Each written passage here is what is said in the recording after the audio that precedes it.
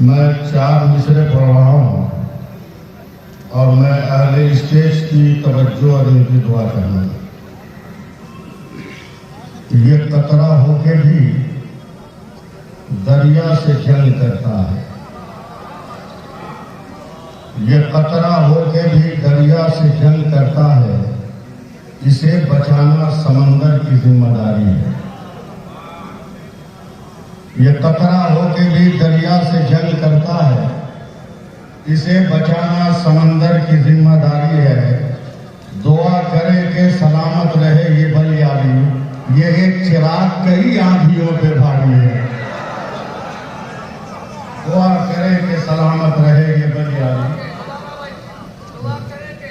दुआ करें कि सलामत रहे ये बलियारी, ये एक चिराग कई आंधियों पे भारी है।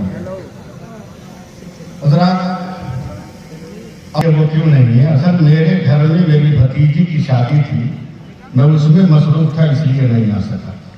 बाकी तमाम प्रोग्राम में मैंने इदारे शरिया के कदम से कदम मिलाकर चलने का इरादा किया है और इंशाअल्लाह ताला इस तहरीक के लिए जो भी कुर्बानी देनी होगी देंगे। कुछ लोग कह रहे हैं कि फायदा क्या हुआ, अभी तो तहरीक शुरू हुई है। कुतुबुद्दीन साहब और काज़ी शरीयत अल्लामा डॉक्टर अमजद रजा साहब अभी से ये मुतालबा होने लगा कि फायदा क्या हुआ, अंधे हो या पढ़े लिखे नहीं हो, अखबार नहीं पढ़ते। 3, 4, 5, 7 दिसंबर को इदारे शरिया तहरीके बेदारी के स्टेज से ये डिमांड हुआ कि मुस्लिम अक़लियती तलबा के लिए रिहायशी तालीम का इंतजाम करो। अभी 4 दिन पहले हुकूमत बिहार ने कैबिनेट मीटिंग बुलाकर 13 जिला में मुस्लिम अक़लियती बच्चों के तालीम के लिए हॉस्टल का ऐलान किया।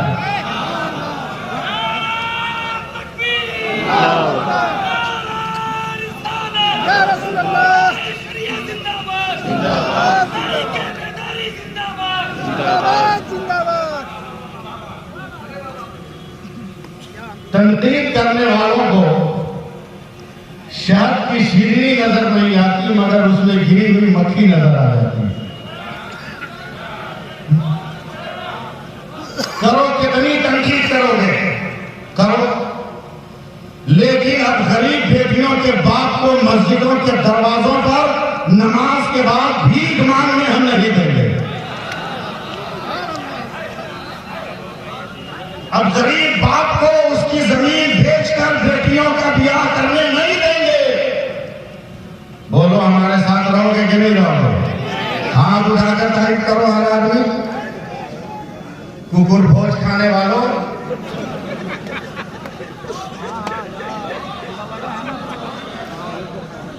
तुमसे किस वफा की उम्मीद रखे हैं? हबीबुल्लाह भाई, करोड़पति, अरबपति, लखपति, लखपति भिकमंगा को देखना होगा तो वलीमा में देखिए, प्लेट ले लेगा और कहीं का काउंटर घूमेगा। रसगुल्ला दे दो, थोड़ी सी बिरयानी दे दो। अबे मैं बहुत बड़ी मस्जिद का इमाम हूँ, किसको बोलता है? खैरात मांगना है तो वहां जाना, मेरी मस्जिद के दरवाजे से जुमा को मांगा मांग जाओ। पापा दाम को मांग करो, भीख मांगना। हम लोग को ब्लॉक का चीज रामगढ़ में। अब शादी कार्ड पर नोट लिखो, शायद शादी कार्ड पर नोट लिखो, आपको मेरे लड़के की बारात की दावत है, मगर शर्त यह है कि बारात वही जाएंगे जो लड़की के गांव की मस्जिद में जमात के साथ नमाज पढ़ेंगे।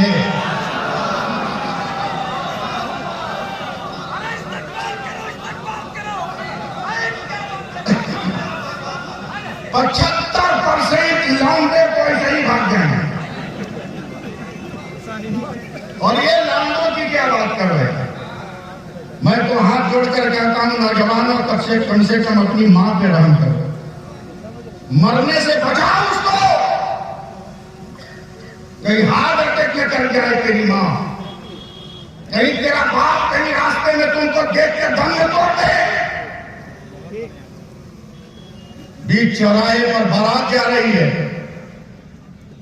नौजवान डांस कर रहा है, मां कलेजा थाम के करे याद ला, पैदा हुआ तो बेटा था, मैंने दूध पिलाया तो बेटा था, हजाम ने खतना किया तो बेटा था, जश्न मनाया तो बेटा था, मगर ये 18-19 वर्ष का होकर सड़क पर मऊगा कब से हो गया।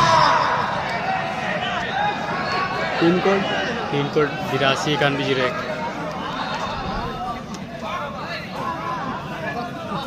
हौसला पैदा करो। और मैं उलमा से भी गुजारिश कर रहा हूं कि आप भी कमेटियों के रोग में मत आओ, आप भी अपना रोग कमेटी में जमाओ।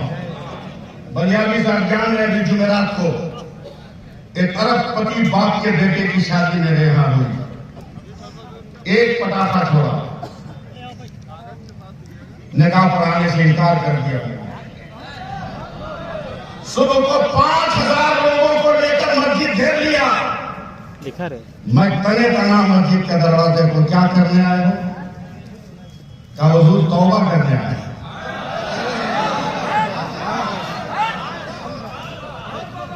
तौबा करने आया, तौबा नामा लिखवाया, मगर फिर भी मैंने रजिस्टर एंट्री नहीं किया। मैंने कहा मैं मस्जिद का इमाम हूं, झूठी रजिस्ट्री नहीं करूंगा। गवर्नमेंट की तरफ से जो मुस्लिम रजिस्ट्रार मुतय्यन है, जा उससे करा ले, मैं इजाजत देता हूं। ऐसा माहौल पैदा करो। स्कूल के लिए तरस रहे, कॉलेज के लिए तरस रहे, अगर शादी ब्याह के इन पैसों को बचाकर अपने गांव में एक को सरदार बनाकर अगर 5 बरस उस फजूल पैसे को जमा कर लो तो हर गांव में एक स्कूल बन सकता है, हर गांव में एक मदरसा बन सकता है, कॉलेज बन सकता है। हम डॉक्टर के पास जाकर हाथ बांध के खड़े रहेंगे, लीडरों के पास जाके हम हाथ बांध के खड़े रहेंगे। अपने बच्चों को ऐसा बनाओ कि जमाना उसके सामने हाथ बांध के खड़ा रहे। नेताओं ने समझा तुमको क्या? शादी ब्याह की तो बहुत दावत खाए हो, आइंदा खाने की नियत मत करना। बस 2 मिनट तो 2-3 साल।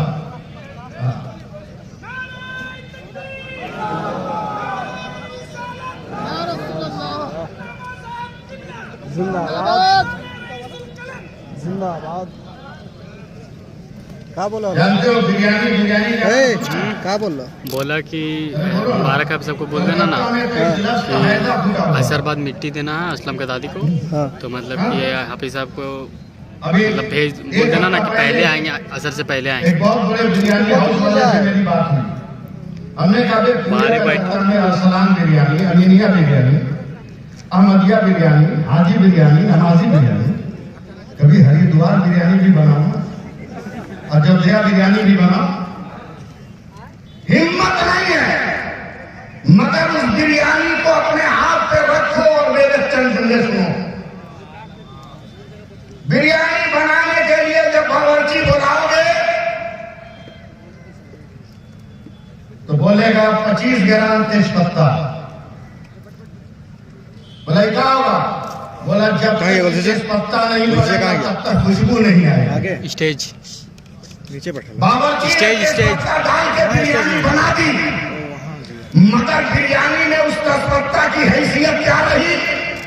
जब खुशबू की जरूरत थी डाल के मत बताना, और जब खाने का नंबर आया तो चाट कर दस्तरखान पर फेंक दिया। हिंदुस्तान का फिरका परस नेता तुम्हें भी तेजपत्ता समझता है, जरूरत पड़ती है तुम्हें शामिल करके अपने होठ की बिरयानी बना लेता है, और खाने का नंबर आता है तो चाट कर किनारे कर देता है। उन्हें बता दो कि तुम तेजपत्ता नहीं हो, हम भारत के मुसलमान हैं, हम तेरे लिए नमक की हैसियत रखते हैं।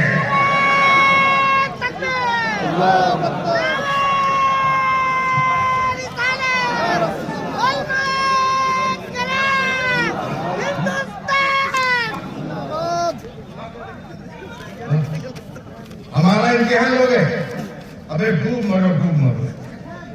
पानी नहीं है तो किसी मुसलमान के जग का पानी ले लो, तो यही रुक रहा डूब मरो। जाएंगे हम लोग भी आने दिन को मुसलमान हाँ ये है वो ऐसा कर दिया वैसा कर दिया वैसा कर दिया। इंडिया बुलाए ना हैं? भूल गए नवंबर का महीना, रख ले रहा जब मांगेगा तो दे। यही कौन मांगे? नवंबर का महीना फैसला।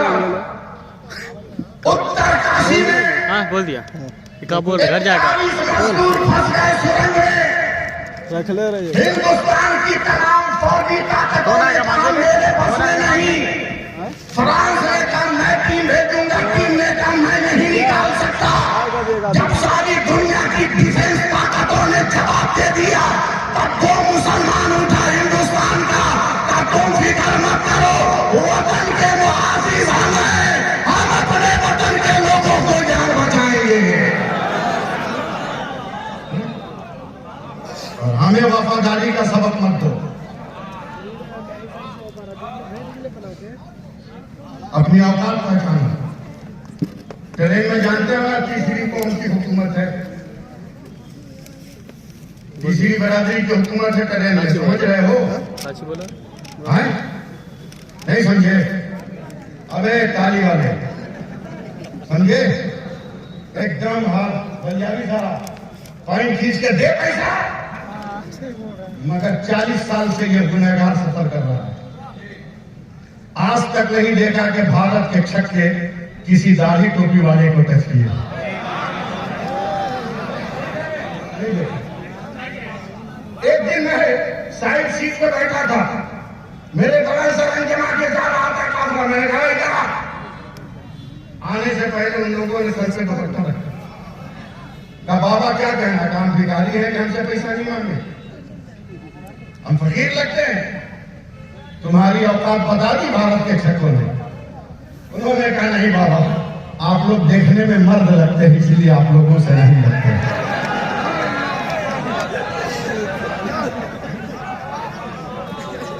क्या हो समझो, बलियारी साहब से मत पूछो। एक मिनट, खलीफा हुजूर मुफ्ती आजम हिंद अल्लामा मुफ्ती शमसुद्दीन साहब किबला रज़वी से मत पूछो। हजरत सैयद अलकमा शिबली साहब से मत पूछो। हमारे ये जितने अकाबिर उलमा हैं इनसे मत पूछो। स्कूल में साइंस पढ़ाने वाले टीचरों से पूछो, ज्योग्राफिया पढ़ाने वाले टीचरों से पूछो, इधर इधर देखिए, इधर उस्ताद से पूछो। पूरी दुनिया में सूरज निकलता है, जरा बताओ तो कहां कैसे निकलता है? तो पूरी दुनिया का साइंसदान कहता है तहरीके बेदारी में आने वालों एक एक आदमी को जवाब देना है।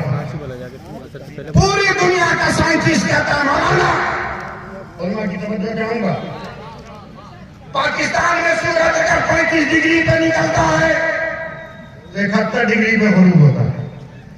बांग्लादेश में सूरज अगर 35 डिग्री पे निकलता है 74 डिग्री पे गुरूब होता है। अफगानिस्तान में सूरज अगर 45 डिग्री पे तुलू होता है तो 88 डिग्री पे गुरूब होता है।